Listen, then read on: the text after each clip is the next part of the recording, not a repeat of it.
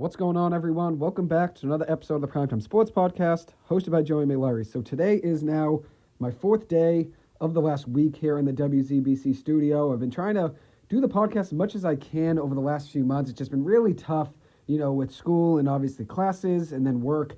It's not been easy. So I've found a time, obviously, now during the day to be able to still talk sports, which is something I've always loved to do. So I'll be doing this hopefully more often. As I've said before, I hope to get a legitimate segment on air where it's every single week at the same time. Haven't been able to figure that out yet, but when I do, I would definitely keep you guys posted. But in today's episode, it's only going to be very quick, probably around 20 minutes or so. I'm going to start off talking about the Diamondbacks signing Corbin Burnes to a new deal, which he was a free agent. They signed Jordan Montgomery last year. Obviously, that ended up being a miss, and then they went out and they got Corbin Burnes this year in free agency. So it's 2 years in a row they've signed a new deal with a new pitcher and gave them a lot of money. I'll talk about that, and then I'll move at the end into talking about Mike Sirota, who is now a prospect for the Los Angeles Dodgers. He was drafted by the Cincinnati Reds in the third round of the 2024 MLB Draft. Former Northeastern Husky as well. Saw him play in probably around 25 to 30 games in college. Was a big fan of his, and I'm excited to see what he is going to do in a Dodgers uniform. He was just traded from the Cincinnati Reds to the Dodgers in a trade yesterday involving Gavin Lux, an infielder for the Dodgers. So let's start off talking about the Diamondbacks, like I said. So this is now the second year in a row they've signed a big free agent starting pitcher. And honestly, I would say this is a much better deal than Jordan Montgomery last year. Montgomery really just got hot in the 2023 run when Texas won the World Series. Got hot at the right time. Obviously put up big numbers and was a big reason they won the World Series. But then obviously when he got that big free agent deal, this past offseason, about a year ago now, really underperformed playing for Arizona. So now Arizona looks at their rotation and they think we can still add another piece to our rotation and make this rotation even better. So what they did is they went out and they got Corbin Burnes and signed him to a 6-year, $210 million deal. This is a guy I wanted on the Boston Red Sox. I think when I look at the Red Sox rotation, I always thought they needed a top of the rotation piece. That ended up being Garrett Crochet, who they went out and traded for. I've already voiced my opinions on that deal. I felt like the Red Sox would have been better off to maybe go out and pay Corbin Burnes rather than trade, a haul of prospects to go out and get Garrett Crochet. As I mentioned, Garrett Crochet, I still feel like is somewhat of an unknown. It was a very, very good year last year as a starter for Chicago. But I do think if you look at his career, only being a one-year starter is a little bit of a worry to me. So I would have favored the Red Sox going out and getting Burnes and saving the prospects. That's obviously not the way things worked out. The Red Sox went out and they obviously got Crochet in a big deal. As I've mentioned now before, I didn't want to trade Brady Montgomery, but, you can't do anything about that at the end of the day. As for the guys the Red Sox did bring in, Garrett Crochet is a good piece. Obviously, another piece that I'm really high on is Walker Buehler. I think Buehler has the talent and the stuff to be a top 10 pitcher in the game of baseball still. Obviously, injuries have really derailed his career over the last 2 or 3 seasons. But when he is on, he's one of the best pitchers in the game of baseball in my eyes. So I'm excited to see that deal work out for the Red Sox. Just a 1-year, $21.05 million deal, if I remember correctly. And I think that's going to work out in the Red Sox favor. But let me get back now to talking about Arizona. So the Red Sox miss out on obviously some other guys in free agency, Burnes being one of them, but they made that they made that trade for Crochet before Burnes signed with Arizona. He signed with Arizona just about a week or two ago now, but the Red Sox made that trade for Crochet about a month ago now. So there was a lot going on, obviously, in sports. So I wasn't able to talk about this deal just yet, so I wanted to mention it. So 6 years, $210 million, Corbin Burnes to Arizona. Had a really good year last year, 15 wins for Baltimore, 22 quality starts. Both of those are career bests in his career, so 15 wins and then 22 quality starts as well. Both of those are his best of his career, so obviously he's putting together some great baseball right now, some great outings. He had a 2.88 ERA since the 2020 season, which is excellent. A 2.88 ERA since 2020 is the second best in Major League Baseball. So that's excellent. Among qualified pitchers, that's the second best in the game. So that's obviously showing that he still has elite stuff. 200-plus strikeouts in 3 of the last 4 seasons. He's only one of 6 pitches with 3 200-plus strikeout seasons since 2021. And I'll repeat that again. He's one of 6 pitchers in baseball with 3 200-plus strikeout seasons since 2021. And he's done that now in 3 of the last 4 seasons. So Arizona's getting a really, really good player here in this deal. He's an excellent pitcher. 6 years, I think, is kind of a lot considering he's 30 years old, but he wasn't going to sign for anything less than around 5-6 years at the very least. So I'm not really too surprised with him getting 6 years. I think that's probably something the Red Sox worried about, was that he's already 30 years old. So giving him a 6-year deal obviously was something they worried about and they didn't want to do. Arizona's rotation, though, is in a really good spot now. You got Corbin Burnes, Zach Gallen, Merrill Kelly, Eduardo Rodriguez, a former Red Sox, Brandon Pfaadt, who's a good young pitcher for them, and then Jordan Montgomery. So that's 6 good pitchers right there. And if you look at this team overall, I think this might be one of the best rotations in the game of baseball. I think there are some still things on offense they're missing. Obviously, Christian Walker leaving in free agency is a big loss for them. But I do think if you look at this rotation, I think if you look at this team in general, their strong suit is pitching. And you look at this rotation, I think it's one of the best in baseball, if not the best. Playing at Chase Field is definitely tough. I think that's something that hurt Jordan Montgomery and a lot of his stats. It is a very hitter-friendly ballpark, so a lot of guys are going to have some big days against you there, considering it's inside a dome. Obviously, wind wouldn't be a factor. I think if you look at this rotation, though, I'm excited to see what they do this year. Arizona obviously had somewhat of a disappointing season after going to the World Series back in 2023, but hopefully they bounce back this year in 2025. Anyways, so let's talk about the LA Dodgers now, which I'm going to talk really quickly about Teoscar Hernandez re-signing with them, and then I'm going to move on and talk about that big trade that I mentioned already at the beginning of the episode. So let's start off with Teoscar Hernandez re-signing a 3-year, $66 million deal with the Dodgers. I know a lot of people, especially Yankees fans, are upset with the Dodgers getting him back, but it isn't like they just signed a superstar. I think Teoscar Hernandez is a very good player, and obviously was a key contributor to them winning the World Series. But I don't think this move is what puts them crazy, over the top above everyone else. They're going to be World Series favorites with or without Teoscar Hernandez, and that's because of all their pitching that's coming back this year with a lot of guys getting healthy. Hopefully, Shohei Ohtani's back on the mound this season. And then you look at their hitters as well. You have Freddie Freeman, Mookie Betts, Shohei Ohtani, 3 of the best hitters in the game of baseball. Obviously, it does help when you have a guy like Teoscar Hernandez, who's probably the 4th or 5th best hitter on their team, and he's probably going to be still their 4th or 5th best hitter, and he'd probably be around the 2nd or 3rd best player, on the offensive side on most teams in baseball. So the Dodgers do have that advantage where they have so much depth at the top of their lineup and so much talent at the top of their lineup. When you have a guy like Teoscar Hernandez, he's obviously going to wreak havoc because you really can't walk Freddie Freeman, Mookie Betts, Shohei Ohtani. Those guys are going to get on base, whether or not you walk them or they get a hit.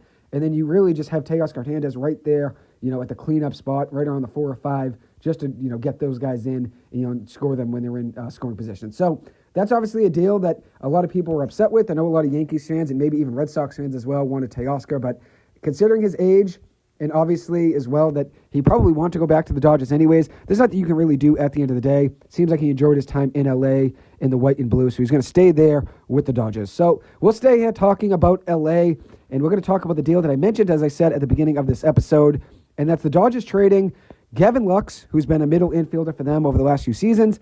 They just traded him to Cincinnati last night. In return, the Dodgers received Mike Sirota, an outfield prospect who was the 14th prospect in the Cincinnati Reds farm system, and the Dodgers also got a competitive balance round A pick, which I believe was the 37th overall pick in this upcoming draft. I absolutely love this trade for Mike Sirota and the Dodgers. I think this is a great landing spot for him. This is where I wanted him to go in the draft. If he wasn't going to be a Boston Red Sox, I wanted him to play for the Dodgers. And if you look at the Dodgers and their history with him, the Dodgers did draft him in the 16th round out of high school in 2021. He ended up, foregoing that draft pick and then ended up, signing with Northeastern. So he didn't end up, signing a deal with them out of high school. Goes to Northeastern, had a very good college career at Northeastern, and ends up being a 3rd-round pick this past year in 2024. 87th overall, 3rd-round pick, but 87th overall in the draft to Cincinnati. And if you look at this team and the Dodgers right now, their farm system is definitely building up again. I know they've gone all in and they've made a lot of trades over the last 5 years, getting a lot of big-time players. And that's something that's going to happen. You're going to have, a lot of players. When you want to trade for somebody, you have to give up some good talent and have to go out and get somebody. So it makes sense the Dodgers have to really retool their farm system. And Gavin Lux was just an extra piece in this lineup. If you look at where they stand right now, they didn't really have much space for Gavin Lux in that lineup, considering everybody they have in the middle infield. If you look at it right now, they have Miguel Rojas, they have Chris Taylor, they have Mookie Betts, they get Tommy Edman. So they had to go out, and they actually had to move Gavin Lux, and that ends up obviously helping their farm system. Like I just noted, they've given up a lot of talent in their farm system over the last 4 or 5 years, so it makes sense that now they want to rebuild that farm system a little bit, and they go out and they get a very promising prospect in Mike Sirota. If you look at Gavin Lux, He struggled in the first half of last season. He had a .213 batting average in the first half of last year with a .562 OPS. But after the All-Star break, slashed .304 for a batting average, which is very good, .391 on base percentage, and then a .508 slugging percentage. So he did finish the second half of last season very strong, and I do apologize there for the technical difficulties. Just had to rewind something on my recording. But he had a .304 batting average, .391 on base percentage, and a .508 slugging in the second half of last season, which he did put together really good baseball at the end. He's a former first-round pick for the Dodgers, so I don't think they wanted to move him just to move him. I think what they saw was they have a lot of middle infield options coming up this season. Mookie Betts is still supposed to play infield this year coming up, so they had to move him considering that, as I said, they had Rojas, Taylor, Betts, and Edmund already on the depth chart. And now they're trading a young piece who still has 2 years left of team control, so the Reds are picking him up, and hopefully he'll help out their infield. But as for Mike Sirota, this is a great deal for him. I think this is a great landing spot for Mike Sirota. I think it's a great deal for the Dodgers. I love this deal on all accounts. I'm not really too sure how Mike Sirota fell this far in the draft. I don't know how he ended up being a third-round pick, but it was definitely a steal for the Cincinnati Reds. From the first game I saw of Sirota back at Northeastern, and it was freshman year, it was 2022, I saw a superstar talent with so much potential. I saw a player with the lead awareness of the strike zone, great bat-to-ball contact, excellent speed around the bases, and a strong arm in the outfield. I believe he's a legitimate five-tool player. He's a legitimate five-tool player. And I think he's going to be a star for the Dodgers one day. I really do. I've told people this before. If you don't know Mike Sirota right now, get to know him now and get to know his game now while you can before he's tearing it up in the majors. Sirota's in a perfect spot here in LA. The Dodgers are the best organization in baseball at developing talent in my eyes. They always find ways to rebuild that farm system and always have very good players go through their whole entire farm all the way up to the major leagues and have success. And there's multiple guys I can mention. Walker Buehler, Cody Bellinger. Those are two just examples right there. But they've had so much talent go through their farm system and have those guys end up being key pieces and key contributors to them when they're trying to go out and make a run to win the World Series. So Sirota is in a very good spot. The Dodgers are great at developing talent, and they also have a relentless desire and a willingness to do whatever it takes to win. Mike's now going to have the chance to learn from guys like Mookie Betts and Freddie Freeman during spring training, which is the opportunity of a lifetime, especially for a player that's just 21 years old. That's just a great, great opportunity. And if you look at his stats, he had a very good college career at Northeastern. Like I mentioned, I saw him play for 3 years, even saw him play in the Cape Cod League for a game. Mike Sirota's talent is definitely there. And his stats back up every single tool that I mentioned. Obviously, look at his batting average in college, .324, very good over 3 years. .458 on base percentage, .577 slugging percentage, .1035 OPS, 48 stolen bases and 57 attempts in college, 29 home runs, and then 126 for a strikeout total to 120 walks in his college career. That's very good over 3 years, all of those stats. And obviously you see excellent plate discipline, 126 strikeouts to 120 walks. That's very good over 3 years. Very good awareness of the strike zone and great knowledge of what's a strike and what's not a strike, what's inside, what's outside, what's high, what's low. He does that better than anybody I've seen in college baseball. And then you look at his ability to run the bases, 48 stolen bases and 57 attempts. Obviously look at his slugging, and that's great as well, .577 in his college career. 29 home runs is good over 3 years as well, and a .324 batting average. And then you look at his ability in the outfield.